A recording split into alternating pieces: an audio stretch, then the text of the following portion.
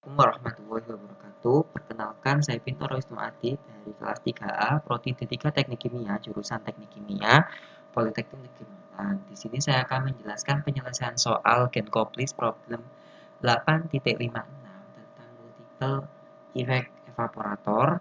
Di sini pada soal 8.56 mengenai evaporator larutan gula dalam double effect evaporator. Nah, evaporator effect ganda dengan umpan balik digunakan untuk memekatkan 4.536 kg/hour dari 10% berat larutan gula menjadi 50% berat. Umpan atau feed yang masuk itu pada efek kedua pada suhu 37,8 derajat Celcius. Untuk steamnya, saturan steam sebesar 115,6 derajat Celcius masuk kepada efek pertama, dan uap dari efek tersebut digunakan untuk pemanasan pada efek kedua.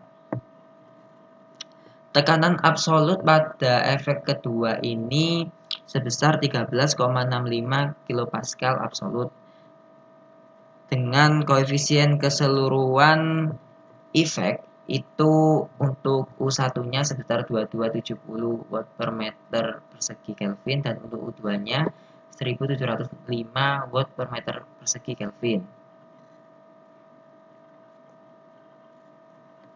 Kemudian area panas untuk kedua efek itu sama. Digunakan data kenaikan titik-titik dan kapasitas panas dari contoh untuk contoh soal di 8.51. Jadi di Genkoplis pada example 851 itu sebagai acuan untuk mengerjakan soal ini. Hitunglah area dan kebutuhan steam. Nah, untuk contoh 851 ini itu laju alirnya kan forward. Kalau yang 8.56 ini backward. Jadi umpan yang masuk dari efek kedua. Nah, untuk menyelesaikan soal seperti ini, kita gambarkan terlebih dahulu diagram alirnya. Di sini terdapat dua efek evaporator, yang pertama evaporator 1 dan kedua. Nah, untuk feed yang masuk melalui evaporator 2 atau efek 2 ini. Feednya diketahui 4536 kg/hour dengan fraksinya 10%, 0,1 dan suhu feednya 37,8 derajat Celcius. Kemudian sedangkan steamnya itu masuk ke efek 1. Sedangkan tadi feednya masuk di efek 2, sedangkan steamnya di efek 1 dengan laju alirnya tidak diketahui, tapi suhunya diketahui 115,6 derajat Celcius. Nah, untuk entalpinya tidak diketahui. Nah, dari sini di efek 2 ini kemudian hasil dari efek 2 ini liquidnya itu masuk menjadi feed untuk efek 1. Sedangkan vapor yang keluar dari efek 1 ini menjadi steam yang masuk ke efek 2. Dan di sini di efek 2 yang keluar adalah vapor 2, T2 dan H2 dan kondensat serta L1. Kenapa saya menggunakan L1? Karena di proses ini L1 ini adalah feed yang nantinya menjadi keluaran liquid dari efek 2 yang nantinya menjadi feed di efek 1. Kemudian untuk di efek 1 sendiri yang keluar nanti ada vapor 1, kondensat sini dan L2. L2 ini artinya liquid akhir hasil evaporasinya yang diinginkan dengan fraksinya 50% 0,5. Nah, di sini di evaporator 2 ini, di efek 2 ini diketahui tekanan evaporatornya ini sebesar 13,65 kPa, sedangkan yang lain baik vapor 1, vapor 2, L1, L2, kemudian kondensat 1, kondensat 2 ini tidak diketahui. Jadi kita harus mencarinya. Nah, tadinya kita tulis terlebih dahulu yang diketahui dengan laju alir feednya 4536 kg/hour, fraksi feednya 10% berat atau 0,1 untuk fraksi L2. Fraksi L2 itu di sini, fraksi akhir itu 0,5, 50% berat. Untuk suhu feednya yang masuk di sini adalah 37,8 untuk feed yang masuk ke efek 2. Untuk suhu steam 1 itu sebesar 115,6. Untuk tekanan efek evaporator 2 13,65 kPa. Untuk koefisien perpindahan panasnya efek 1 ini 2270 watt per meter persegi Kelvin, dan untuk koefisien perpindahan panas efek 2 1705 watt per meter persegi Kelvin. Nah, untuk BPR di sini ini adalah ketetapan, kita bisa melihat di example 8.51 sebesar 1,78x plus 6,22x kuadrat. Nah, x di sini adalah fraksi nanti yang dimasukkan. Yang ditanya di sini adalah luas area dan kebutuhan steam. Langsung saja kita jawab. Yang pertama kita menghitung neraca massa total terlebih dahulu. Sesuai dengan persamaan 8.43 pada buku Get-List, F sama dengan L plus V. Kemudian F sama dengan L2.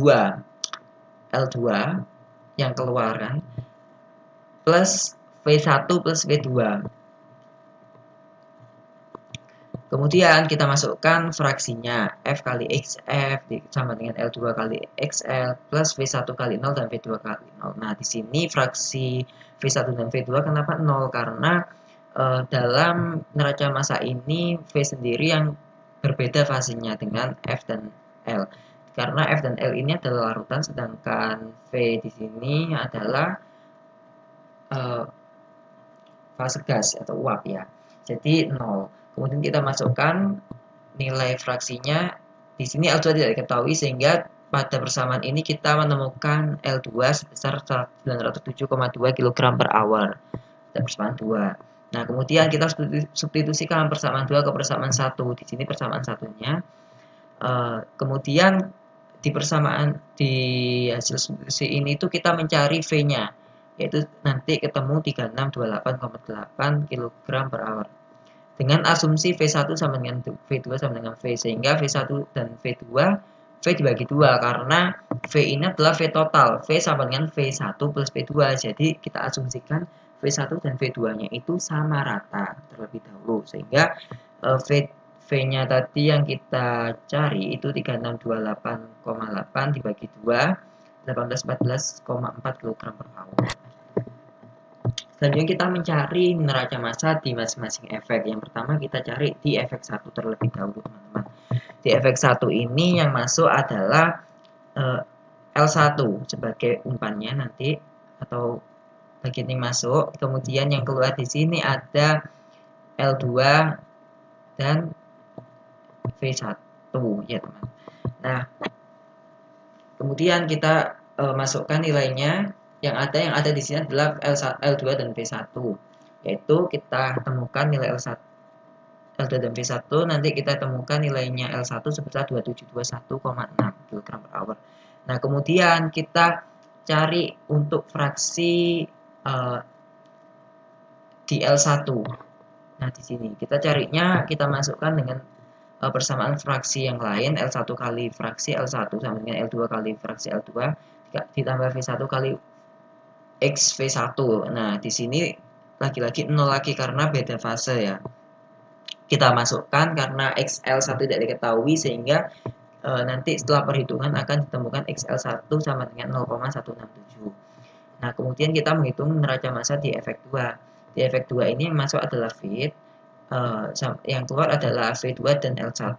Kemudian kita masukkan nilai feednya yang diketahui, kemudian L1 yang sudah ditentukan, dan nilai V2-nya. Nah, di sini kita tidak mencari apa-apa terlebih dahulu, tapi kita hanya mengecek apakah benar si feed itu nilainya itu sama dengan L1 plus V2. Ternyata benar hasil dari penjumlahan tersebut. Kemudian kita mencari, kita pembuktian juga untuk nilai jika kita masukkan fraksinya. Nah, ketemu 453,6 dan 453,6. Nah, selanjutnya kita menghitung kenaikan titik-titik pada masing-masing efek. Nah, teman-teman,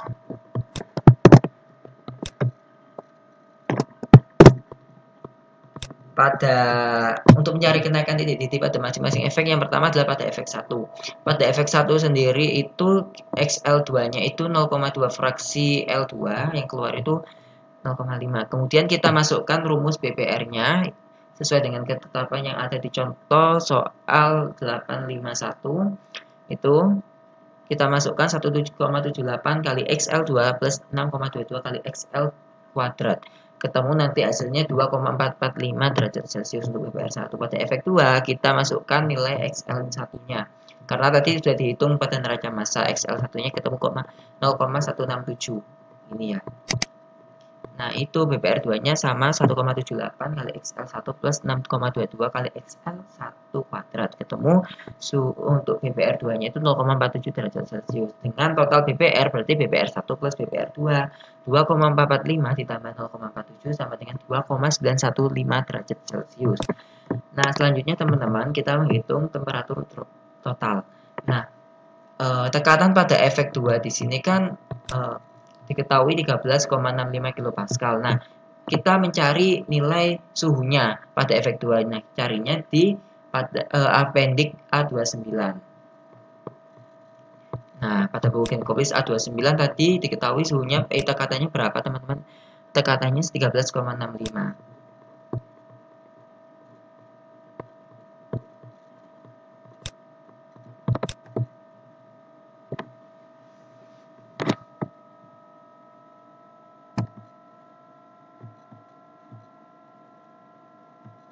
Nah, di sini kita interpolasi 13,65,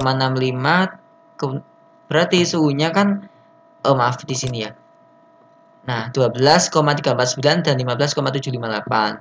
Dan untuk suhunya berarti sekitar 50 sampai 55 kita interpolasi. Kemudian dihasilkan dari hasil interpolasi tersebut ditemukan suhunya 51,9081 derajat Celcius.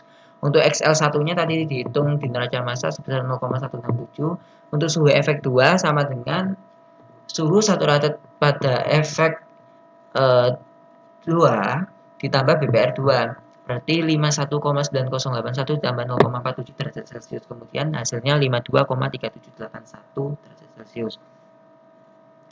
Nah, untuk total temperatur drop berarti T steam 1, berarti steam 1 sini, steam yang masuk pada efek 1 ditambah T saturated efek 2 51,9081 dikurangi total BPR yang sudah dihitung tadi, BPR1 plus BPR2 2,915. Kemudian dihasilkan untuk suhu total drop, suhu drop totalnya itu 60,7769 derajat Celcius. Nah, selanjutnya kita menghitung suhu masing-masing efek delta T1 dan delta T2. Pada efek 1 delta T1 dengan rumus 1 per U1 per 1 per U1 plus 1 per U2 dikali total temperatur drop yang sudah dihitung tadi. Kemudian kita masukkan nilainya untuk U1 tadi 2270 ya, maaf. Ini U1. Ini kurang. Nah, kita masukkan ini 1705 ya, teman-teman. Nah, untuk nanti hasilnya delta 1 itu 26,051, sedangkan untuk delta 2 rumusnya kita balik, jadi 1 per U2 per 1 per U2 ditambah 1 per U1 nanti dikali total temperatur drop, nanti ketemu hasilnya 34,7254 derajat Celcius. Nah, sedangkan untuk kondisi operasi pada masing-masing efek, pada efek 1 itu suhu T1-nya sama dengan TS1. TS1 ini kondensat 1 ditambah delta dikurangi delta T1 yang sudah dihitung, berarti 115, maaf, TS1 itu steam sini ya. Steam sini dikurangi delta T1 26,051, berarti ketemu 89,549 derajat Celcius. Nah, TS1-nya 115,6 derajat Celcius itu suhu kondensasi saturated steam untuk efek 1. Untuk pada efek 2, T2 sama dengan T1 dikurangi BPR1 min delta T2. T2-nya nanti kita masukkan nilainya yang sudah diketahui, T1-nya ini ketemu 89,549 ya, teman-teman. Kemudian dikurangi 2,445 dikurangi 34,7254 ketemu 52,3781 derajat Celcius. Nah, untuk TS2-nya itu rumusnya T1 dikurangi BPR1. TS2 sama dengan 89,549 derajat Celcius dikurangi 2,445 derajat Celcius menghasilkan nilai TS2-nya 87,104. Nah, jika kita gambarkan berarti efek 1 suhu TS1 115,6, kemudian T1 di sini 89,549. Nah, nanti T1 ini 89,549 digunakan untuk suhu steamnya pada efek 2. Nah, TS2 di sini nanti dihasilkan 87,104 dan T2-nya di sini nanti 52,3789. Nanti ditemukan kondensatnya pada kondensernya TS3. Ini sebenarnya TS3 51,9081 derajat Celcius. Ini perhitungannya dan ini perhitungannya teman-teman untuk mencari nilai TS1, T1, TS2, T2, TS3. Nah, ini adalah gambaran gimana sih aliran untuk suhunya yang masuk dan yang keluar nanti. Nah, selanjutnya kita menghitung kapasitas panas setiap efek menggunakan persamaan CP sama dengan 4,19 dikurangi 2,35X. Nah, di sini tuh juga ketetapan yang ada di contoh soal 851. Itu kita nanti masukkan nilai X-nya saja. Yang pertama untuk feed dengan CP 4,19 kurangi 2,350. Nah, untuk X-nya ini adalah fraksinya feed, nanti ketemu 3,955. Untuk L1 itu kita masukkan nilai fraksi L1 yang sudah kita hitung di neraca massa tadi, ketemu 3,79755 kilojoule per kilogram Kelvin. Untuk L2 di sini kan fraksi L2-nya 0,5 akhir. Berarti nanti setelah dimasukkan ke rumus ini nanti hasilnya 3,015 kilojoule per kilogram Kelvin. Nah, selanjutnya teman-teman kita menghitung nilai entalpi dalam kurung H dari berbagai aliran uap relatif terhadap air pada suhu 0 derajat Celcius sebagai datum. Nah, yang diperoleh dari steam tabel. Nah, untuk efek 1 ini yang kita tulis terlebih dahulu teman-teman yang diketahui. Yang diketahui tadi T1 89,549. Dengan TS2 87,104 derajat Celcius, BPR1 2,45 derajat Celcius, TS1 119,6. Nah, semua ini tuh hasil perhitungan tadi yang di atas. Kita gunakan sebagai acuan yang diketahui. Yang untuk perhitungannya kita mencari entalpi 1. Entalpi 1 sama dengan HS2. Oh, maaf, ini entalpi 1 di sini ya. Entalpi 1 sama dengan HS2 dikurangi, maaf, ditambah 1,844,4. Nah, 1,8844 ini juga suhu di mana, oh maaf, 1,884 dikali 2,445. Ini adalah ketetapannya 1,884. Nah, 2,445 ini adalah BPR1. Nah, kemudian kita masukkan nilainya, nanti dihasilkan H12659,927 kJ per kilogram. Untuk mencari panas laten S1. Nah, karena di sini ada perubahan fase, di sini ada perubahan fase, maka adanya panas laten HS1 pada entalpi vapor saturation dikurangi HS1. Nah, nanti kita cari. Nah, jangan lupa teman-teman untuk H1 ini, untuk HS2 ini kita cari ya teman-teman pada appendix A29, yaitu pada suhu 87,104 derajat Celcius. Itu berapa sih entalpinya? Kita lihat di appendix A29 ini. Jadi pada suhu berapa tadi teman-teman? Pada suhu 87,104 ya, misal. Berarti kan antara sini teman-teman. Kita interpolasi di sini nanti. Makanya nanti ketemu hasilnya 2655,321 yang tadi, maaf saya kelewatan. Untuk yang lambda S1 ini kita juga adanya interpolasi untuk HS1 pada suhu 115,6. Kita lihat di appendix, berarti 115,6 kita cari ke bawah. Nah, 115,6 itu antara 115 sama 120, kita cari nanti suhunya di sini. Maaf, entalpinya di sini. Nah, ketemu berarti berarti kan antara 2699 sama 2706,3, ketemu entalpinya hasil interpolasinya 2699,876. Nah, selanjutnya untuk H1 di sini juga HS1 di sini juga kita cari menggunakan interpolasi pada suhu 115,6. Nah, sedangkan yang di sini itu berbentuk liquid. Nah, jadi beda teman-teman. Kalau yang di HS1 ini kan berupa steam ya, yang keluar adalah liquid. Jadi ini nanti saturated vapor dikurangi saturated liquid begitu. Berarti kan sama, kita lihat acuannya pada suhu 115,6. Nah, sedangkan yang kita pakai untuk HS1 kecil itu ini. Nah, nanti ketemu interpolasinya sebesar 485,0276. Nah, untuk hasilnya, untuk panas laten S1 itu 2214,848 kJ per kilogram.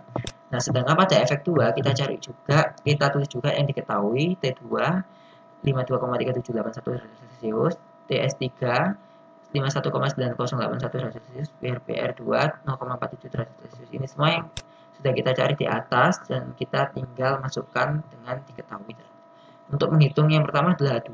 H2 itu rumusnya HS3 ditambah 1,884 dikali 0,47 derajat Celcius dikali BPR2. Nah, kemudian kita masukkan. Nah, yang H2 ini, HS3 ini kita menggunakan TS3, berarti kita acuannya interpolasi lagi pada suhu 51,9081. 51, berarti ke atas. Pada suhu itu, berarti sekitar ini kita cari. Nah, hasilnya di sini. Tidak sampai 26600 lebih berarti ya. Berarti ketemunya 2595,4,583. Kemudian kita masukkan hasil perkalian ini, ketemu H2-nya 2596,34378. H2 itu di sini ya teman-teman, keluaran vapor bagian atas efek 2. Untuk lambda S2 ini adalah panas laten S2 di sini. Nah, kita langsung saja H1 dikurangi HS2. H1 kan tadi sudah diketahui 2659,927,927 dikurangi 217,305858. Nah, ini nilainya hasil interpolasi dan yang ini ada liquid karena keluaran di sini nanti liquid. Jadi kita lihat di appendix A29 pada suhu berapa tadi?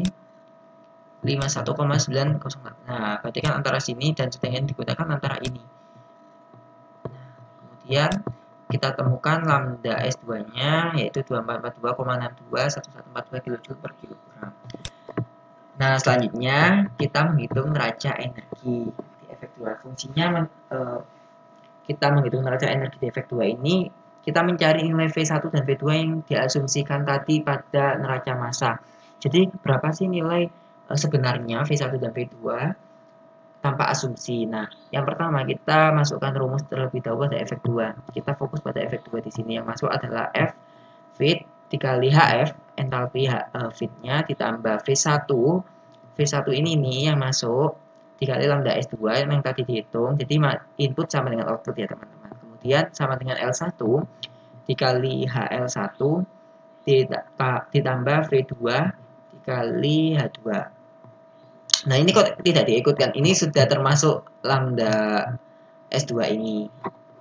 Kondensat ini sudah perhitungan di sini saya langsungkan karena agar tidak terlalu panjang ke bawahnya. Jadi kita masukkan nilai untuk F kali CPF, TF, minta datum, kemudian V1 kali lambda S2, L1 kali CPHL, T2 kurang minta datum, dan ditambah V2 kali H2. Nah, kemudian, karena di sini kan kalau kita kan di sini ada dua variabel yang tidak diketahui ya teman-teman karena asumsi V1 dan V2. Nah, kita coba nih dari neraca massa tadi kan rumusnya L1. Nah, di sini kan rumusnya L1 sama dengan L2 plus V1, berarti V1 sama dengan L1 dikurangi L2 seperti itu. Nah, untuk V2-nya kita cari dengan F sama dengan L1 plus V2 kan. Berarti V2 sama dengan F dikurangi L1. Nah, kita masukkan seperti itu agar kita fokus mencari nilai yang diasumsikan tadi. Berarti yang kita cari L1-nya ya teman-teman.